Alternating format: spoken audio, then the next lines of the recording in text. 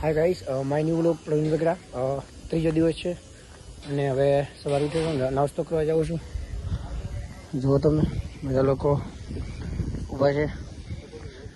કાલની જેમ આજે પણ જાફરભાઈ છે જે ઊભા છે. કાંઈ વાંધો નહીં, વાર લાગશે પણ આવશે મજા. થોડીક પડે વાર લાગે, મજા આવશે. બાકી વાંધો નહીં. બેઠા है ठाकुर सेना रापर उमेश भाई